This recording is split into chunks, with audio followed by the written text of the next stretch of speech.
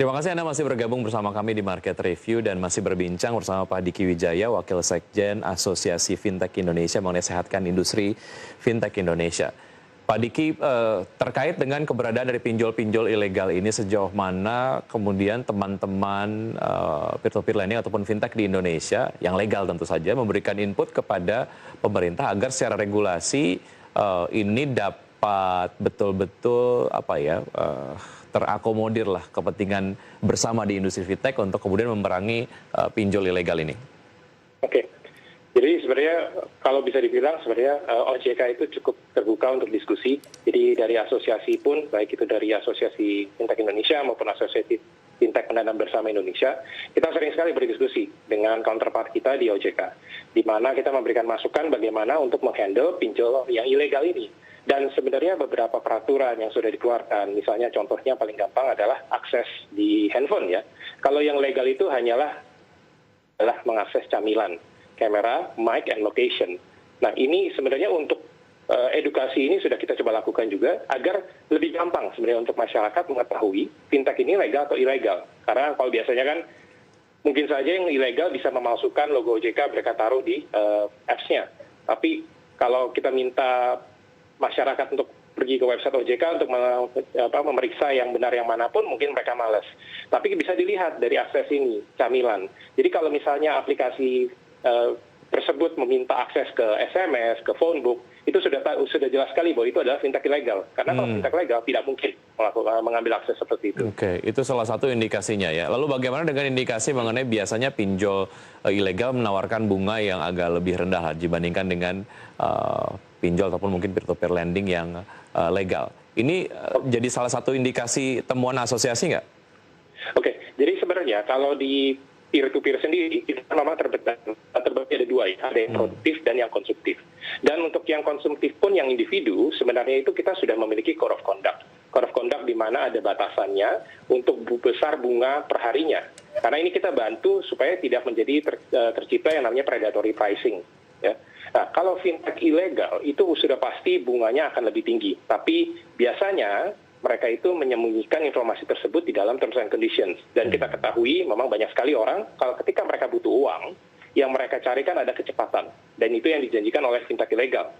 Jadi mereka berhubung ini mudah dan cepat, mereka langsung klik, terima, tanpa menyadari bahwa sebenarnya biaya untuk meminjam maupun bunga itu sangat tinggi. Nah, di situ kelemahannya sih. Ya, untuk membedakan ataupun mungkin mengetahui indikasi-indikasi sebuah pinjol, apakah itu kemudian legal dan juga ilegal, memang perlu banyak sekali dilakukan edukasi dan juga sosialisasi kepada masyarakat. Oke, tadi Anda sampaikan sebetulnya memang perlu dilakukan banyak sekali inovasi-inovasi lah yang dilakukan oleh teman-teman fintech di Indonesia untuk dapat membaca demand ataupun mungkin mengakomodir demand di masyarakat sendiri. Nah, secara regulasi sebetulnya seberapa baik mendukung upaya-upaya tadi, Pak Diki, agar tetap inovatif dan secara regulasi juga tetap mengakomodir itu? Ya, jadi kalau kita lihat memang di OJK sendiri punya Mas Wiki, itu ada beberapa peraturan untuk mengatur yang namanya fintech. Karena kalau fintech sendiri kan sebenarnya lebih dari sekedar peer-to-peer lending ya. Kita banyak sekali klasternya. Dan kalau kita lihat OJK pun sudah mencoba merangkul terutama untuk inovasi-inovasi baru ini melalui regulatory sandbox. Jadi ketika perusahaan ini baru memulai bisnisnya, mereka harus mendaftarkan diri di OJK dan itu akan di-assess baik dari segi keamanannya, segi dari bisnisnya, dan ketika lulus barulah regulatory sandbox. Di regulatory sandbox ini sebenarnya memang bukan izin, tapi artinya kita sudah memulai proses agar berjalan secara legal. Itu kan seperti itu. Sama dengan proses peer-to-peer lending dahulu kala. Ketika mereka itu memang disediakan yang namanya sandbox. Di sini sandbox itu sebenarnya adalah aktualisasi dari dukungan OJK terhadap inovasi yang mungkin saja baru. Ya, intinya kan ini path baru ya, industri baru. Tentunya memang ada beberapa yang harus dicoba untuk menjaga agar tidak ada kerugian atau kegagalan yang masif. Makanya di sandbox ini pun ada beberapa parameter yang harus dipastikan diikuti oleh semua perusahaan fintech ataupun peer-to-peer lending. Baik. Tentunya dengan berjalannya industri ini kan kita lihat sudah berjalan 5 sampai hampir 6 tahun ya. pastinya akan ada pertumbuhan, dan pastinya di sini kita lihat juga OJK cukup agile, kalau kita bilang cukup agile untuk merevisit POJK-nya dan untuk mengembangkan perubahan-perubahan baru agar bisa mendukung inovasi. Ya, sandbox ini menjadi titik temulah dari inovasi-inovasi yang akan dilakukan oleh teman-teman industri dan bagaimana sebetulnya OJK juga dapat catch up mengenai regulasi yang akan dihasilkan. Oke, saya ingin spesifik bicara mengenai peer-to-peer lending, Pak Diki. Sebetulnya kalau dilihat dari trennya dari tahun ke tahun, minat masyarakat untuk berinvestasi di peer-to-peer lending ini seperti apa? Oke. Jadi kalau kita lihat peer-to-peer lending sendiri kan kalau dari segi borrower pasti terus bertumbuh ya. Nah, tapi di sisi lender pun kita lihat sebenarnya selama 2 tahun terakhir ini juga pertumbuhannya cukup meningkat. Dan yang kita lihat adalah segmennya. Segmennya sendiri itu berubah. Segmennya kalau mungkin di dahulu adalah first mover-nya. First mover itu adalah orang-orang yang sudah terbiasa dengan berinvestasi. Sekarang kita melihat mulai banyak millennials yang masuk. Ya, artinya memang banyak sekali mungkin fresh grad ataupun first jobber yang sudah mulai bekerja, sudah mulai mendapatkan penghasilan, disposable income. Mereka melihat tidak hanya ingin memasukkan ke deposito saja, tapi juga sudah mulai mempelajari mengenai peer-to-peer lending.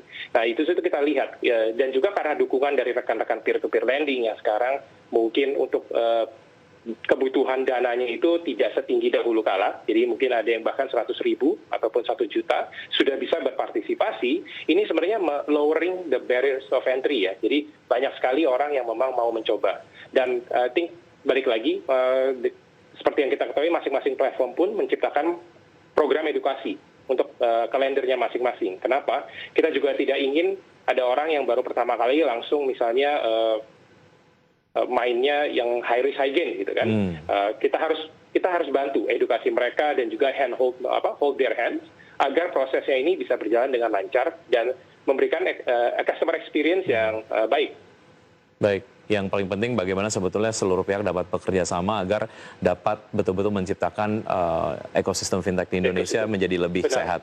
Pak Diki, terima kasih sudah bergabung bersama kami di Market Review. Waktu kita sangat terbatas, namun perbincangannya sangat menarik. Sukses untuk Anda, Pak Diki. Sehat selalu.